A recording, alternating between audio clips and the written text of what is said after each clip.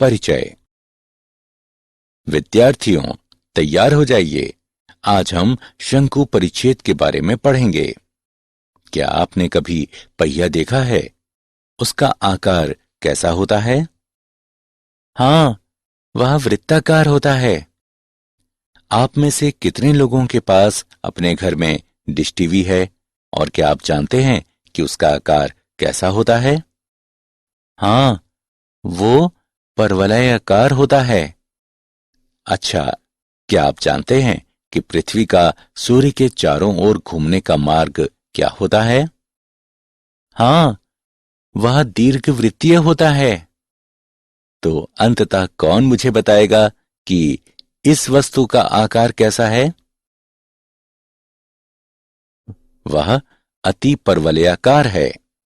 इस पाठ में आप सीखेंगे कि इन आकारों का विश्लेषण कैसे करते हैं और विभिन्न वस्तुओं की परिकल्पना में इनकी क्या भूमिका है। उद्देश्य। इस पाठ के अंत में आप निम्न करने में सक्षम हो जाएंगे। दिए गए केंद्र के निश्चित बिंदुओं से होकर जाने वाले वृत्त का समीकरण ज्ञात करना। दिए गए मापदंडों की सहायता से परवलय का समीकरण ज्ञात करने और उसके अक्ष और नाभि के निर्देशांकों को दर्शाना। दिए गए मापदंडों की सहायता से दीर्घवृत्त का समीकरण ज्ञात करना। दिए गए मापदंडों की सहायता से अति परवलय का समीकरण ज्ञात करना। शंकु के परिच्छेद। किसी शंक्वाकार सतह को एक समतल द्वारा परिच्छेदित करने से प्राप्त वक्रों को शंकव यानी कॉनिक सेक्शन कहते हैं। हम जानते हैं कि शंकु एक सतह या एक ठोस आकृति है जिसे एक रेखा गुजारकर बनाया जाता है, जिसमें रेखा हमेशा एक समतल को प्रतिच्छेदित करती है, जिसे नियता कहते हैं, और जिन स्थिर बिंदुओं से होकर गुजरती है उन्हें शीर्ष कहते हैं। अब हम एक लंब वृत्तीय शंकु के विभिन्न परिच्छेदों की चर्चा करेंगे। एक लंब वृत्तीय शंकु का एक समतल द्वारा प्राप्त परिच्छेद, जो कि उसके आधार के समानांतर होता है, वृत्त कहलाता है। एक लंब वृत्तीय शंकु एक समतल द्वारा प्राप्त परिच्छेद, जो कि शंकु की जनक के समानांतर होता है, परवलय कहलाता है।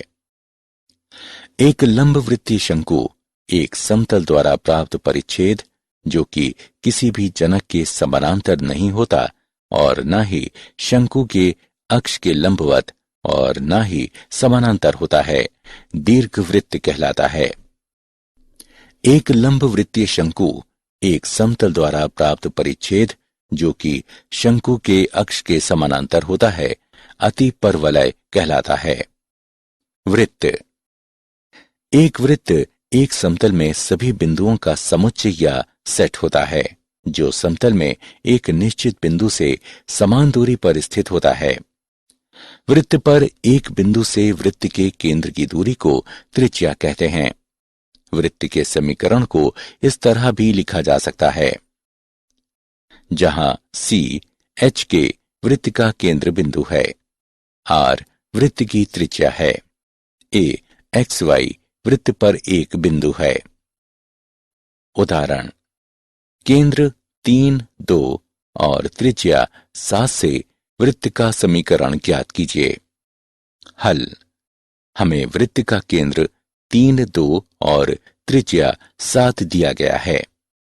केंद्र H के और त्रिज्या R के एक वृत्त का समीकरण इस प्रकार दिया गया है।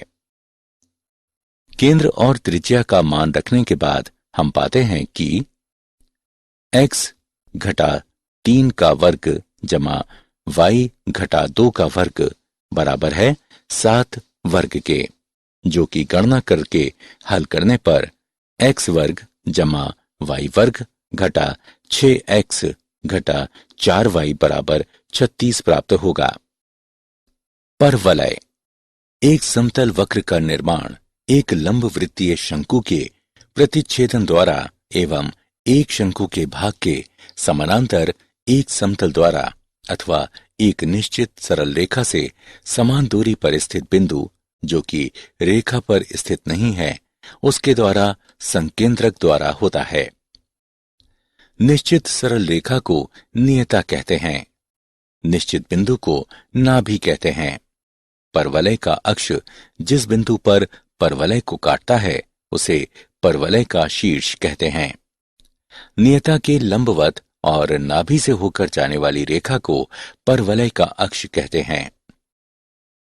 परवलय का मानक समीकरण: यदि शीर्ष मूल बिंदु पर हो और इसके सममित अक्ष x अक्ष या y अक्ष के अनुदिश हों, तो परवलय के ऐसे 4 संभव दिक् विन्यास हैं। परवलय का समीकरण: y वर्ग बराबर 4ax, y वर्ग बराबर घटा 4ax, x वर्ग बराबर 4ay, x वर्ग बराबर घटा 4ay। परवलय की नाभि से जाने वाली और परवलय की अक्ष के लंबवत रेखाखंड जिसके अंत बिंदु परवलय पर हों, उसको परवलय की नाभि लंब जीवा कहते हैं। परवलय y वर्ग बराबर 4ax की नाभि लंब जीवा की लंबाई 4a है। उदाहरण: उस परवलय का समीकरण ज्ञात कीजिए जिसकी नाभि लंब जीवा 4 इकाई है, जिसका अक्ष रेखा 3x जमा 4y घटा 4 बराबर 0 है और शीर्ष की स्पर्शजया रेखा 4x घटा 3y जमा 7 बराबर 0 है।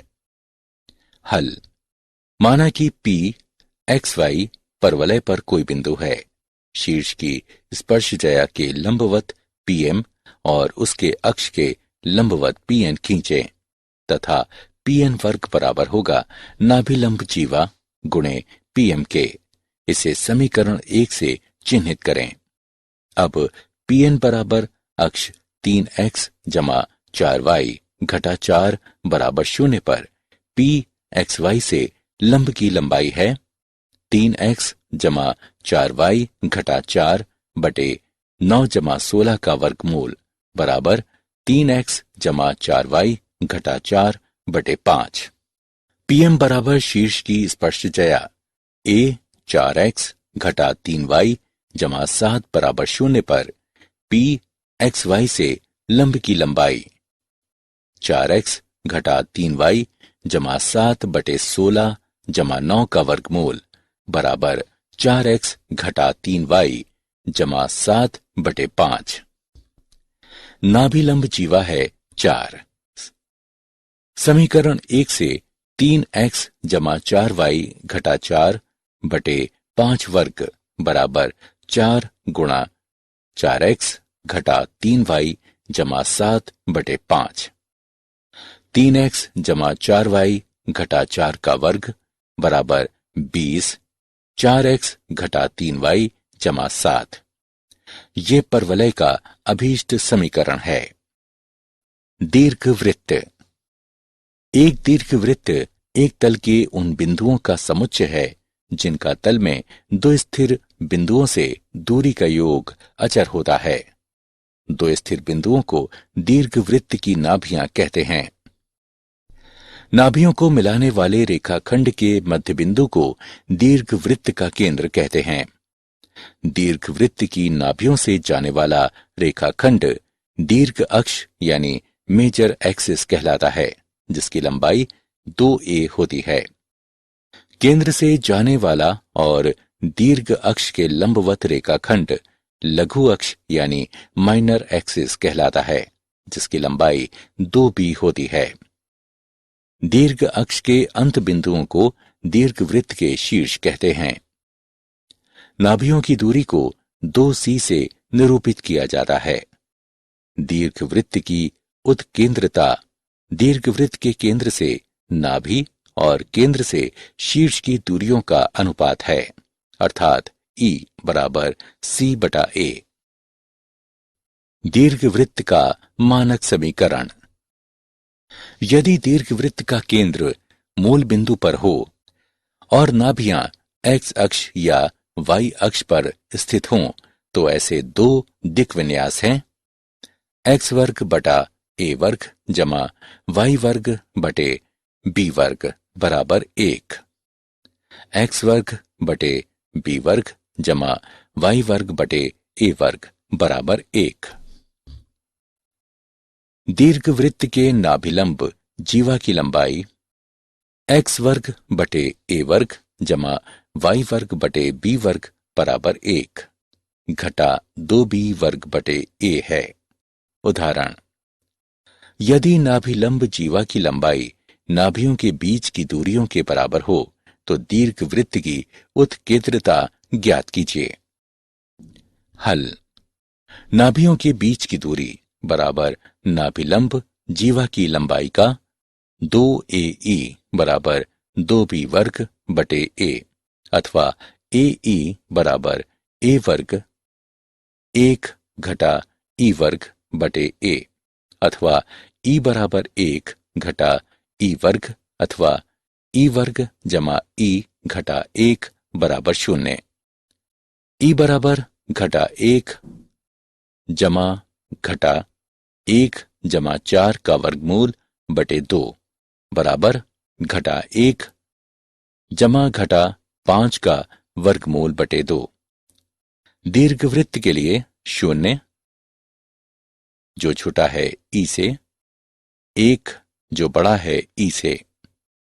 अस्वीकृत या उपेक्षित ई बराबर घटा 1 घटा 5 का वर्गमूल बटे 2 जो कि छोटा है 0 से। हमें प्राप्त होता है ई बराबर 5 का वर्गमूल घटा 1 बटे 2। अतिपरवलय, एक अतिपरवलय तल के उन सभी बिंदुओं का समुच्चय है जिनकी तल में दो स्थिर बिंदुओं से दूरी का अंतर अचर या स्थिर होता है। दो स्थिर बिंदुओं को दीर्घवृत्त की नाभियां कहते हैं। नाभियों को मिलाने वाले रेखाखंड को अतिपरवलय का केंद्र कहते हैं। नाभियों से गुजरने वाली रेखा को अनुप्रस्थ अक्ष यानी ट्रांसवर्स एक्सिस कहते हैं। इसकी लंबाई 2a होती है। अनुप्रस्थ अक्ष के लंबवत और केंद्र से होकर गुजरने वाली रेखा को संयुग्मी अक्ष यानी कॉन्जुगेट एक्सिस कहते हैं। इसकी लंबाई 2b होती है। अतिपरवलय अनुप्रस्थ अक्ष को जिन बिंदुओं पर काटता है उन्हें अतिपरवलय का शीर्ष कहते हैं। दोनों नाभियों के बीच की दूरी को 2c से निरूपित करते हैं। अतिपरवलय की उत्केंद्रता अतिपरवलय के केंद्र से नाभि और केंद्र से शीर्ष की दूरियों का अनुपात है, अर्थात E बराबर c बटे a, चूंकि c बड़ा है और बराबर है a से, इसलिए उत्केंद्रता कभी भी 1 से कम नहीं होती है। अतिपरवलय के मानक समीकरण। अतिपरवलय का केंद्र मूल बिंदु पर और नाभियां x अक्ष और y अक्ष पर स्थित हों तो ऐसे दो दिक् विन्यास होंगे, x वर्ग बटे a वर्ग घटा y वर्ग बटे b वर्ग बराबर 1, y वर्ग बटे a वर्ग घटा x वर्ग बटे b वर्ग बराबर 1। अतिपरवलय की नाभिलंब जीवा की लंबाई 2b वर्ग बटे a है। उदाहरण, यदि संयुग्मी अक्ष की लंबाई 5 हो और उनके नाभियों के बीच की दूरियां 13 हों तो अतिपरवलय का समीकरण ज्ञात कीजिए। हल, मान लीजिए कि अतिपरवलय का समीकरण x वर्ग बटे a वर्ग घटा y वर्ग बटे b वर्ग बराबर 1, संयुग्मी अक्ष बराबर 2b बराबर 5, b बराबर 5 बटा 2 है। नाभियों के बीच की दूरी बराबर 2ae बराबर 13, ae बराबर 13 बटे 2। अब b वर्ग बराबर a वर्ग e वर्ग घटा 1, a वर्ग जमा b वर्ग बराबर a वर्ग e वर्ग, a वर्ग जमा 5 बटे 2 का वर्ग बराबर 13 बटे 2 का वर्ग, a वर्ग बराबर 13 बटे 2 का वर्ग घटा 5 बटे 2 का वर्ग बराबर 36। अति परवलय का समीकरण x वर्ग बटे 36 घटा y वर्ग बटे 25 बटे 4 बराबर 1, अर्थात x वर्ग बटे 36 घटा 4y वर्ग बटे 25 बराबर 1। क्या आप जानते हैं, यूक्लिड प्राचीन यूनान का एक गणितज्ञ था। उसे ज्यामिति का जनक कहा जाता है। उनके ग्रंथ गणित के इतिहास में गणितीय शिक्षण के लिए सबसे सफलतम कृति है। रने डेकार्ट ने ज्यामिति के क्षेत्र में एक महत्वपूर्ण योगदान दिया। उसने वैश्लेषिक ज्यामिति का विकास किया। सारांश। आइए हमने जो कुछ सीखा है उसे संक्षेप में दोहराएं। वृत्त समतल के उन बिंदुओं का समुच्चय होता है जो तल के एक स्थिर बिंदु से समान दूरी पर होते हैं। केंद्र एच के और त्रिज्या आर के एक वृत्त का समीकरण है। एक परवलय तल के उन सभी बिंदुओं का समुच्चय है जो एक निश्चित सरल रेखा और तल के एक निश्चित बिंदु जो रेखा पर स्थित नहीं है उससे समान दूरी पर हैं। नाभियों ए 0, ए जो 0 से बड़ा है और नियता x बराबर घटा a के परवलय का समीकरण है। परवलय की नाभि से जाने वाली और परवलय की अक्ष के लंबवत रेखाखंड जिसके अंत बिंदु परवलय पर हों उसको परवलय की नाभि लंब जीवा कहते हैं। परवलय y वर्ग बराबर 4ax के नाभि लंब जीवा की लंबाई 4a है। एक दीर्घवृत्त तल के उन बिंदुओं का समुच्चय है जिनका तल में दो स्थिर बिंदुओं से दूरी का योग अचर होता है। x अक्ष पर नाभि वाले एक दीर्घवृत्त का समीकरण है। दीर्घवृत्त की नाभियों से जाने वाली और दीर्घ अक्ष पर लंबवत रेखाखंड जिसके अंत बिंदु दीर्घवृत्त पर हों उसको दीर्घवृत्त का नाभि लंब जीवा कहते हैं।